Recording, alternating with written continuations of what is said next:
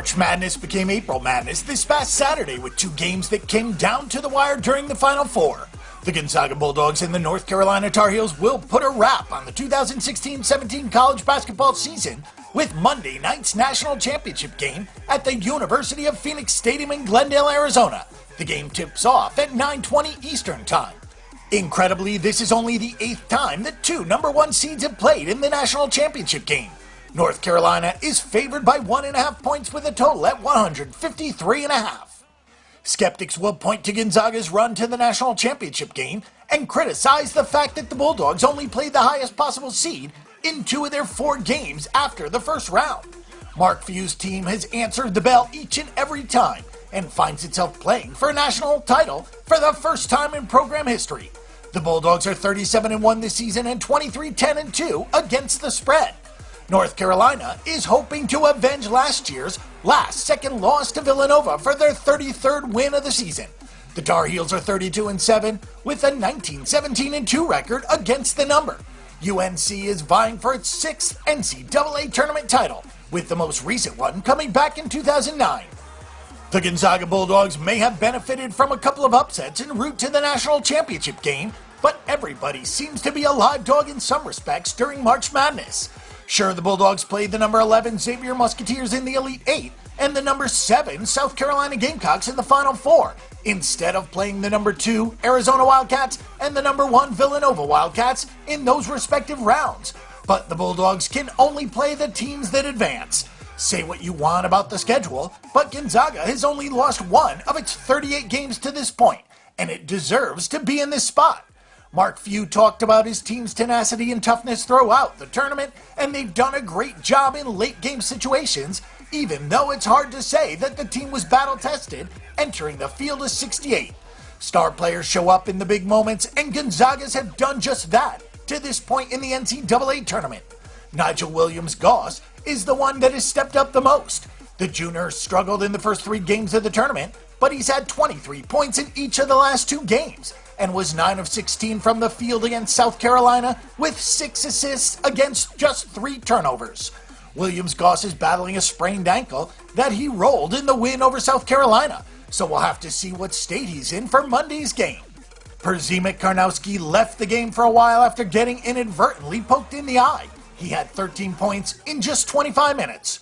While the eye injury is cause for concern, the fact that the 300-pounder was limited from a playing time standpoint could be a blessing in disguise going up against North Carolina that is extremely strong in the front court.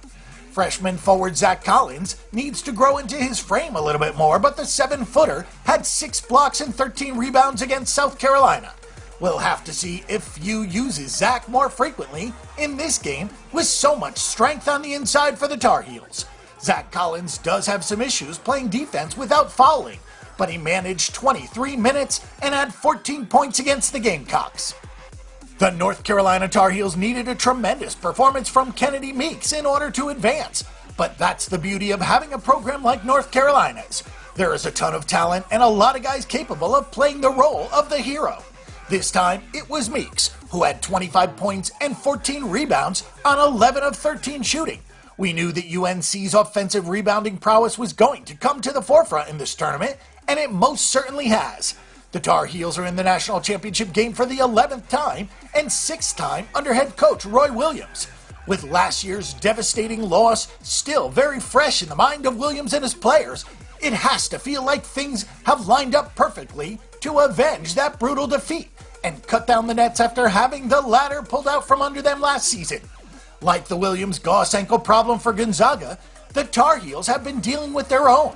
Joel Berry II just doesn't look right, and that was painfully clear against Oregon with his 2 of 14 performance from the field. It's kind of surprising that the Tar Heels and Ducks were able to put up so many points, as they combined to go 47 of 126 from the field. Controlling the pace will be something that North Carolina will look to do against Gonzaga because of the massive athleticism advantage that the favorite brings to the table.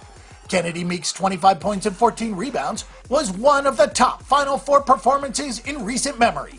Justin Jackson's 22 points got a bit overlooked, but the Tar Heels needed every one of those buckets. Isaiah Hicks was 1 of 12 from the floor with just 2 points. As mentioned, Joel Berry II looked terrible on his barking ankle. The Tar Heels only got 9 bench points, but what the Tar Heels did do effectively was limit Dylan Brooks, who was 2 of 11 from the floor. North Carolina's offensive presence and rebounding skill stands out, but the Tar Heels defense has been pretty solid this season as well. It's hard to say that about a 77-76 game, but Brooks and Tyler Dorsey were both held in check. It's a sound strategy at this time of the year to take away the best players and force somebody else to beat you. If North Carolina can do that, they'll be cutting down the nets in Glendale. The Gonzaga Bulldogs were ready for South Carolina's defense and had a huge first half against the Gamecocks. There's no way to get ready for North Carolina's athleticism, however. Even with non-conference games against Iowa State and Arizona, the Bulldogs have not seen anything quite like this all year. The Tar Heels have seen a lot of good teams, and nothing really stands out above the rest about Gonzaga. The weird sightlines and the shooting backdrops didn't seem to affect the team either.